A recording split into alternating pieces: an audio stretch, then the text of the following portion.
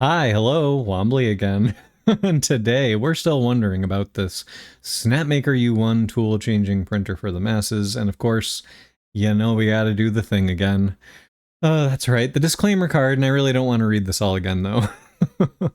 Please just understand that I am an unpaid beta tester, and what we're looking at is just a preview of printing results from a pre-production unit, so the final results may vary from what you see here, and yeah, this is absolutely not buying advice. For more on that, again, you can go back and check out the intro to this video right here. I'll put a link down below. But today we're going to look at multicolor printing. Because yeah, other than my IDEX printer, I've not been able to really do this before, so I was excited to try this one out straight away. And here are our specimens. For the sake of time, we're not going to look at all of these in this video. It's going to be at least a few quicker videos. But today we're going to kick it off with a throwback to my trusty J1S by Snapmaker. This is their independent dual extruder printer. For the uninitiated, this guy was their 2 extruder printer. One of them's kind of hidden in the reflection there, but yeah, it was a simpler time then. So I remembered a cute little test that was built into this, and if you want to see it for yourself, check out Aurora Tech's review.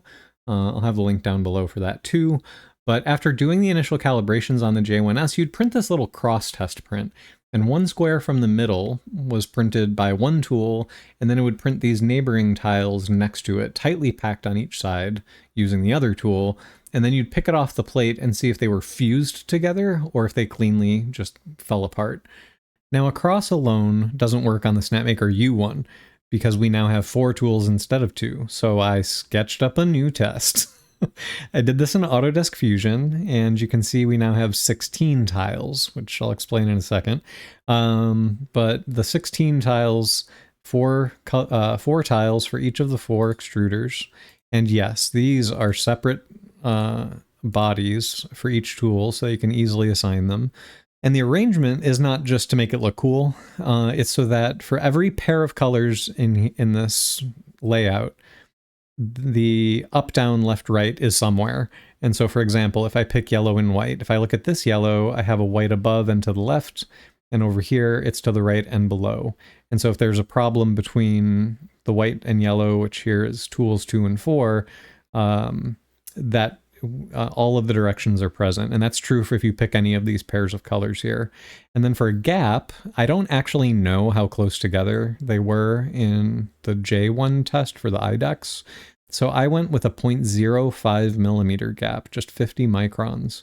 It's a little arbitrary. We're going to print a control test to see if that's reasonable. But it was chosen because it's like 0.04 millimeters, I think, is the spec on repeatability for the U1, if I remember from the spec page. So we went with 0.05. I think that should be doable, as long as they're not like grossly offset by like 1/10 of a millimeter, where they might actually get fused together when it's printing, then this should be okay. So for a control print, I also did this on my Bambu Lab A1 Mini as I was printing this one, and that's obviously a single extruder printer. I could have done it on the U1 too, but just for comparison, see what it looks like when you print the same model in one color on a single extruder printer. We'll do that. And as you turn it, you can see, just in case you drop it, I also put these pips in the tiles and in the lower left corner. And so now if I drop it, I know I can still identify which way was left, right, up, down, because I know these dots are in the lower left of each tile and they're numbered. So I don't even have to remember what color was which tool. I just know I assigned number 1 to the number 1 tile, and yeah. Now, a final word of note. So we're going to take a look at the results.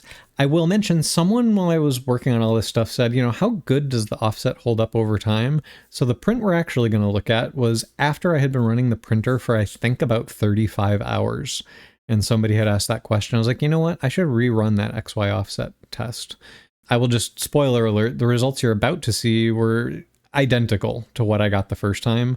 And so after 35 hours, I can say that it didn't seem like, as far as what this can say, things had changed much. So let's see what we got.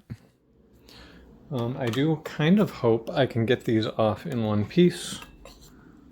So let me try to do that, because I do want to kind of like check for daylight and stuff between these. Oh, there we go. So that's from the A1 Mini.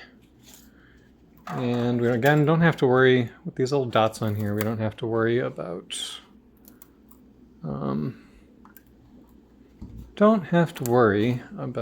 losing the orientation. We do see the like 1 gram wipe tower and starting lines. So yeah, this is after quite a bit more. This is after quite a few more print hours. And so, yeah. Let's see. All right, so let's get to it. So what does it look like and sound like? If I snap this one apart, and you can see, I think when I ran this before, because I did this originally in some silk PLA, and the A1 Mini had the problem of elephant's foot. And so when I snapped these apart, we get a nice crack, like breaking a Kit Kat bar. And you can see there's a little bit on the top layers. Also, I wasn't careful. We can make a nice little box.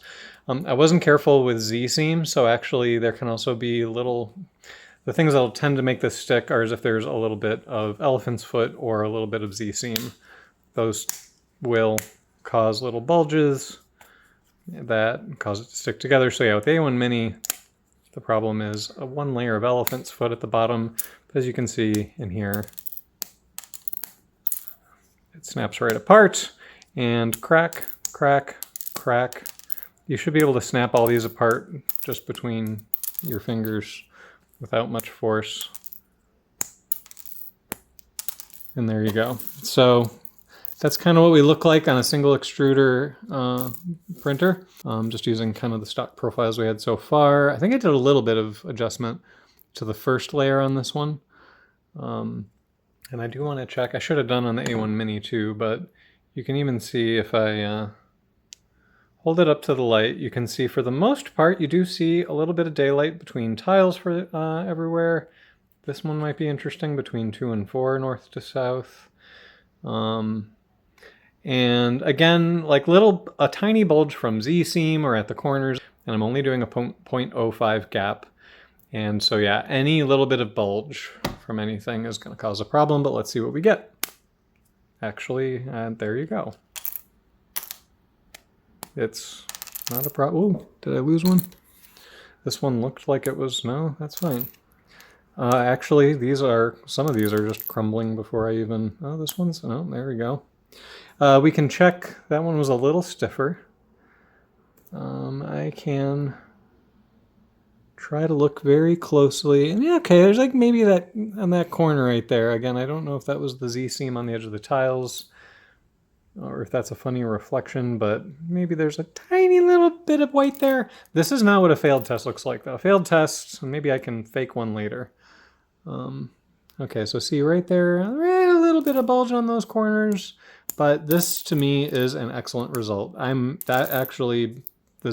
So again, this, to be fair, on my U1, I had actually tuned the first layer a little bit already, because elephant's foot kind of drives me bonkers. And it looks pretty clean here. So on the U1, what I was really seeing was bulge. So there you go.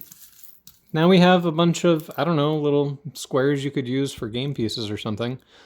And there you have it. We'll go out over this clip from our very first U1 print alongside some footage from XY calibration. And yeah, this test's a little arbitrary. As we saw, other things can cause a little bit of tile fusing, but we didn't see any of that hard fusing.